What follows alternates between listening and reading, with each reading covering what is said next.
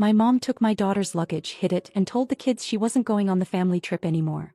Then she looked me dead in the eye and said, maybe next year if she learns her place. I just made a scene and did this. It all started when I went to pick up my daughter's suitcase from my mom's guest bedroom. We were supposed to leave for a weekend trip to Colorado, something we'd been planning for months. My husband, me and the kids.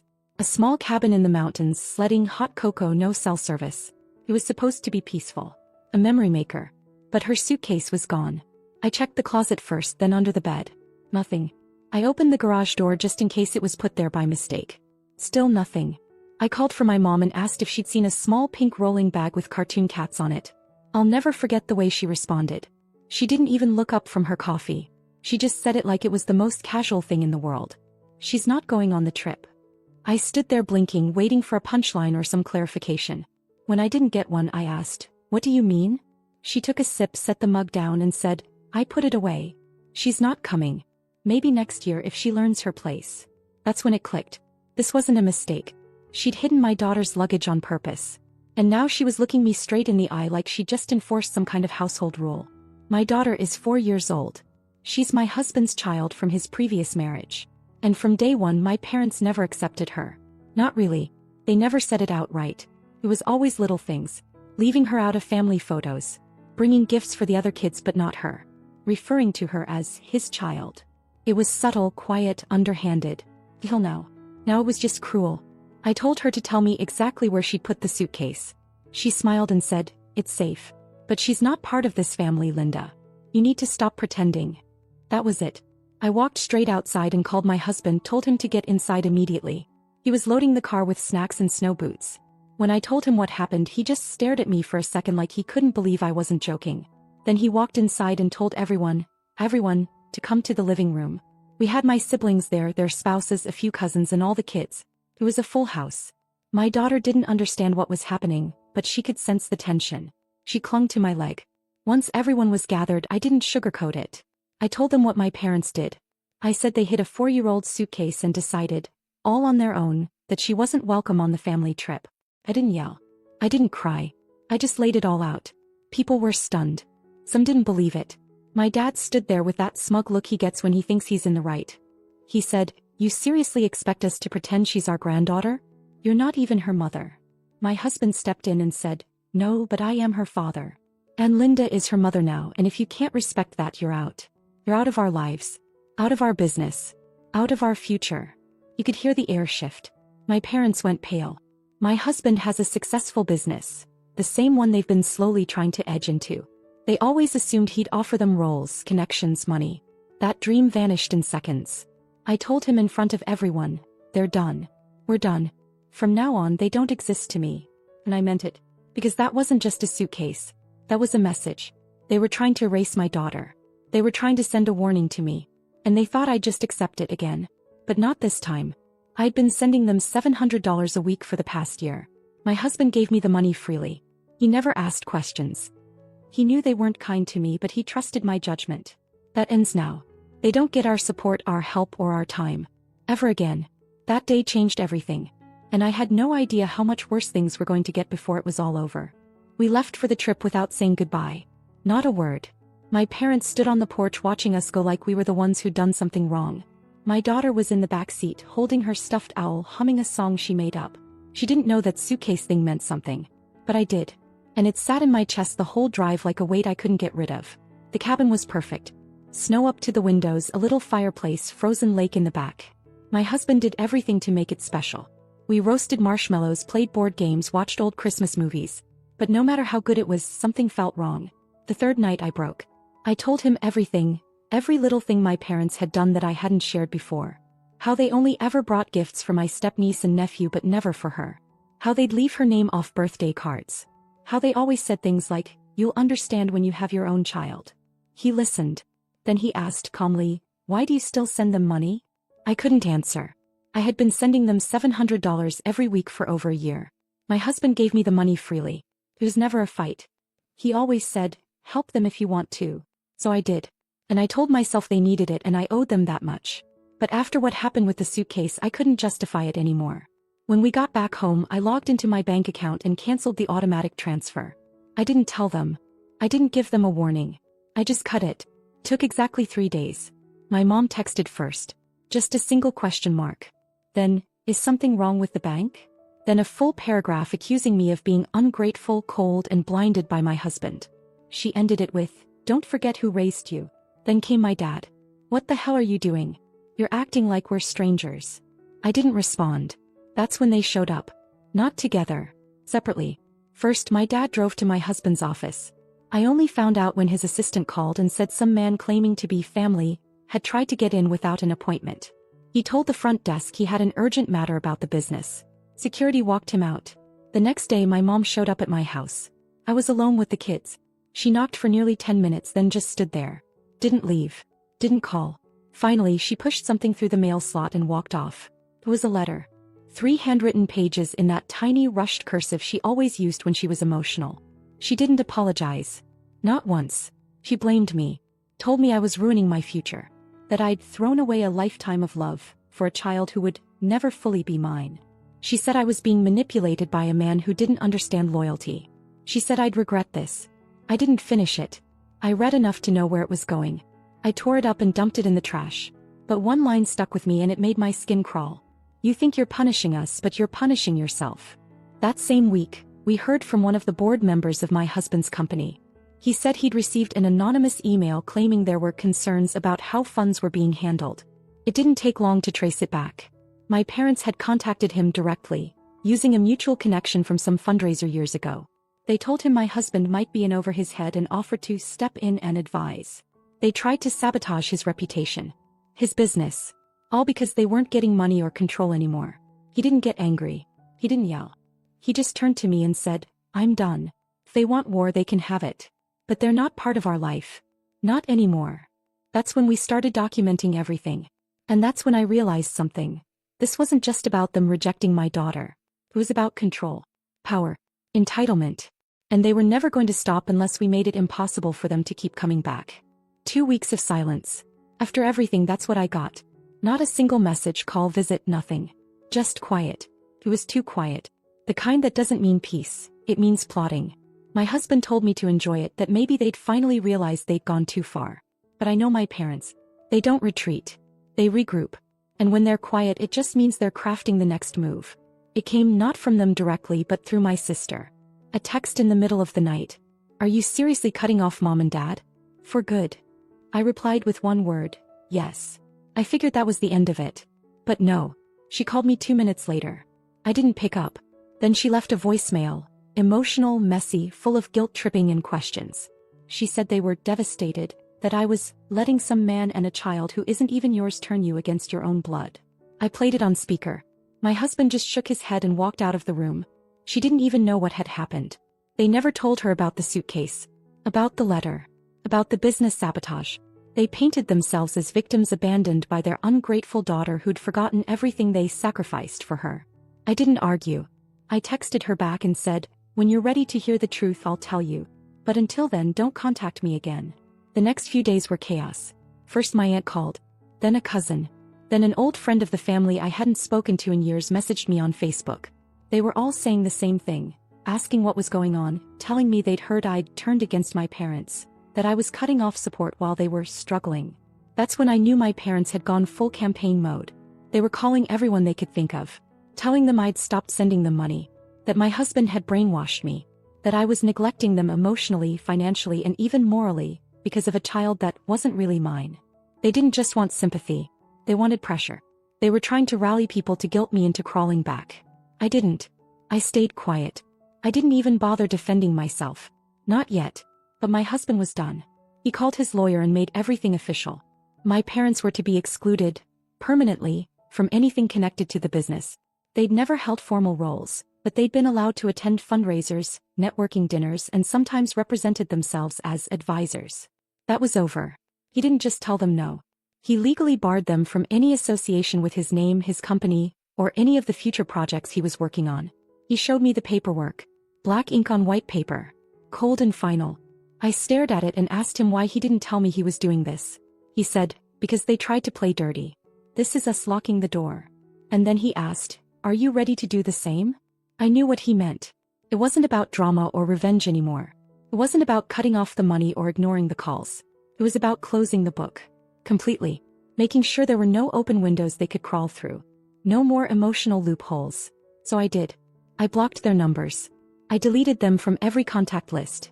Doctor, daycare, school. I messaged the babysitter and said if they ever show up at the house, she's not to open the door. I told our neighbors too, just in case. I even blocked them from accessing my cloud photo albums, which I found out they'd still been viewing through an old link. Felt like pulling nails out of my own skin. And for a moment it was quiet again. But then, as if they'd sensed I was finally cutting the last thread, they did something I couldn't believe. They showed up at my daughter's preschool. I found out when the director called me. Said an older couple claiming to be her grandparents had come during lunch hour asking to see her. They said they had permission. That there had been a family mix-up, and they were clearing it up. But they didn't. They didn't have permission. And they were lying. The school followed protocol. Didn't let them in. Called me right away. But if they hadn't? If someone new had been working that day? I don't even want to think about what could have happened. I hung up the phone shaking. My daughter was safe. She never even knew they were there. But I did. And something in me snapped for good. This wasn't about family anymore. This was war. After the preschool incident, something in me snapped. It was one thing to disrespect me, to humiliate my daughter, to lie, manipulate, sabotage. But showing up at her school? Lying to staff and trying to access her without my consent? Well, that was it. That was the moment I decided my parents were no longer my parents. I don't care who raised me or what they did for me in the past. I don't care what blood ties exist on paper. The people who showed up at that preschool were strangers. And dangerous ones. The school did everything right, thankfully. They refused to let them in and called me immediately. My daughter was in the middle of finger painting and didn't even notice. But that could have gone 100 different ways. And the fact that they tried to use their fake charm to push their way into her life, it made me physically sick. I spent the entire night sitting in the hallway outside her room. She slept like nothing had happened. I just watched the rise and fall of her chest and thought, never again.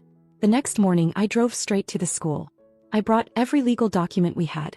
Custody forms. Birth certificates. Photos. I met with the director, the staff, even the security guard who'd been on duty that day. I had my parents officially flagged in their system.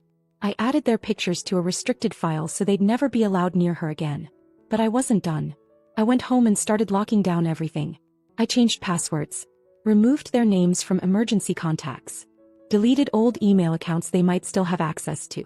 Set up two-step verification on everything. My husband called our home security company and had the whole system upgraded. Motion sensors, cameras, even a panic button. We weren't taking chances anymore. But just when we thought we'd seen the worst, they escalated. 2 days later, my husband got a call from his accountant. Someone had called pretending to be me. Said they were updating our tax info and needed access to joint financial records. They knew enough to make it sound semi-legit.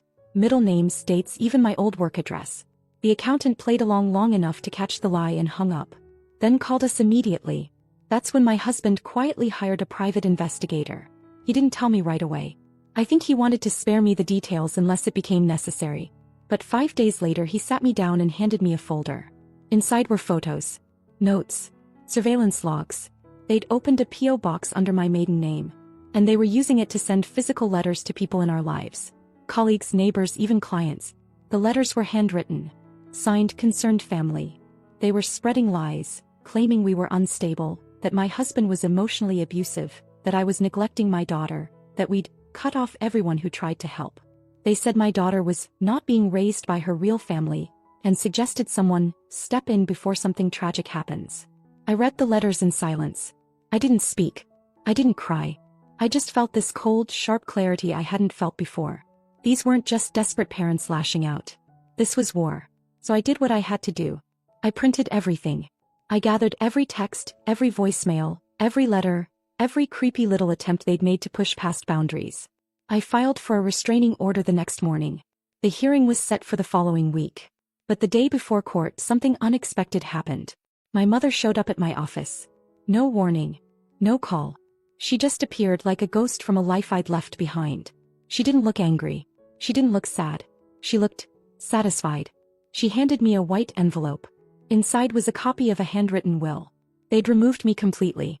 No inheritance. No mention. No acknowledgement. Every asset, every piece of property, every cent, left to my sister and her kids. At the bottom, in my mother's neat handwriting. If you're going to pretend we don't exist, then we won't either. And then she left. I stood there holding the envelope, waiting to feel something. Anger, grief, maybe guilt. But instead I felt something else entirely. Relief. I handed the will to my lawyer the next morning. I told him to add it to the file. The judge granted the restraining order within 10 minutes. My parents are now legally barred from contacting me, my husband, or our daughter in any way. They can't call. They can't write. They can't show up. If they do, they'll be arrested. But I knew them. I knew they wouldn't walk away empty-handed. And I was right. They were about to go even lower than I thought possible. I honestly believed the restraining order would be the end of it. A legal wall between us and them. Something solid that said, "This is over." I thought they'd finally crawl back into their quiet little corner and sulk where no one could hear them. Maybe they'd try to save face at church. Maybe they'd complain to their friends about how ungrateful I'd become. That I could live with. But of course they weren't done. 3 weeks passed without a word. Then one afternoon, while my husband was at work and my daughter was napping, I saw my sister through the security camera, standing at my door. She had something in her hands, a tablet and a manila envelope. She didn't knock. Just stood there for maybe 10 minutes, watching the door, like she was waiting for me to crack. When she finally walked away, she slid something into the mailbox. It was a letter, addressed to my daughter. It said things like, "You're always loved, and when you're older, come find us, and we'll tell you the truth about what really happened." She's 4. She still calls her backpack a pack. She cries when we run out of purple popsicles. And they were planting seeds. Seeds of doubt, of disconnection, trying to future-proof their manipulation so when she's older, she'll question everything we ever told her. That night I told my husband. He didn't say anything at first. Just stared at the fireplace and said, "They're not done until they think they've won." He was right. Because 2 days later, CPS knocked on our door. An anonymous report had been filed. It claimed emotional neglect, psychological isolation, and that we were keeping a child away from her biological family for financial control. I don't know what kind of person can write something like that and sleep at night. But I knew who did it. There wasn't a doubt in my mind. The caseworker was professional. She interviewed both of us, walked through the house, spoke to our daughter briefly. Within 30 minutes she told us we were clearly a safe and loving family. But that didn't undo the damage. It didn't erase the feeling of someone trying to pull your life out from under you just to make a point. My husband didn't get angry. He got quiet. The next morning, without telling me, he started making calls. First to our attorney, then to his accountant. He requested full financial audits on every transaction involving my parents from the last 4 years. Gifts, transfers, loans, anything. He wanted it all documented, digitized, protected. Then something I didn't see coming. He had his will redrafted. He called me into his office and handed me a sealed envelope. It was a revised estate plan signed that day. He'd removed every charitable contingency that could have ever benefited my parents, directly or indirectly. The trust that used to have a clause, one I had pushed for back when I still wanted to believe there was hope, was erased. Gone. He left a single note attached to the file. "No one who comes for our child gets anything from this family. Ever." I didn't know what to say. I just stood there with that letter in my hand, feeling this strange mix of heartbreak and peace. Like I was finally letting go of a version of life that was never going to exist. And then came the final call. A close family friend, someone who'd remained neutral through all of this, called me out of the blue. She said she'd been contacted by my parents. They'd asked her to intervene, to convince me to sit down for a healing conversation. But before they hung up, they said one last thing. If she doesn't come back to us, we'll make sure her daughter grows up knowing what kind of woman she really is. That was it. That was the moment I knew with absolute certainty that they'd never stop. That this would go on for years, maybe decades.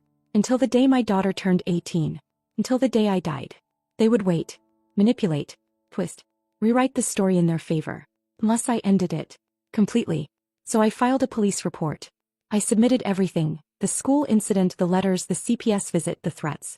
I sent it to my lawyer and gave him one final instruction. Make sure they can never touch her life again. The locks are changed. The security system updated. The will revised. Their names scrubbed from every document. And now, not even their memory is welcome in this house. This isn't about vengeance anymore. This is about protection. And next came the hardest part of all. The acceptance. It's been 4 months since the last phone call. 4 months since the last letter, the last drive-by, the last pathetic attempt to claw their way back into a life they tried to destroy. It's quiet now. The kind of quiet I used to think meant something terrible was about to happen. But this quiet is different. This quiet feels earned. I wish I could say it's been peaceful. That I felt nothing but relief the moment they disappeared. But healing is messier than that. Some mornings I wake up angry. Other days I feel grief so deep it stops me mid-sentence. Not because I miss them, but because I miss the version of them I thought was real. It took me a long time to admit that I didn't lose my parents. I lost the idea of them. The version I spent years defending. The version I kept trying to see through the fog of disappointment. The version I let stay in my life long after they'd made it clear who they were. I kept making excuses, kept smoothing over the rough edges, kept telling myself they'll come around. But people don't come around when they believe they're entitled to your pain. I remember sitting on the floor of our daughter's room after the CPS visit, watching her play with her dolls, pretending they were at the doctor's office. She made one of them say, "Everything is okay now," and for a second I couldn't breathe. Because that's exactly what I'd been trying to convince myself, that everything was okay now. But trauma doesn't just vanish because you closed the door. You still hear the knocks. My husband was the one who carried us when I couldn't. He made the hard calls, took legal action, protected our daughter like it was the only job he had in this world. I'll never forget the night he said to me, "We're not reacting anymore. We're protecting. There's a difference." That sentence changed everything. And we did protect. We rewrote our wills. Rebuilt our trust files. Cut out every possible loophole they could use. The investigator confirmed they'd gone silent. Probably out of fear, not remorse. Good. Fear was overdue. We didn't just move on. We moved forward. Our daughter turned 5 last week. She asked for glitter slime, purple balloons, pancakes for dinner, and a day with just us. No grown-up noise. That's what she calls drama now. Grown-up noise. So we drove to a little animal sanctuary an hour away, pet goats, laughed until we cried, and ended the day with sticky hands and a half-eaten cake in the trunk. No one else. No outsiders. Just us.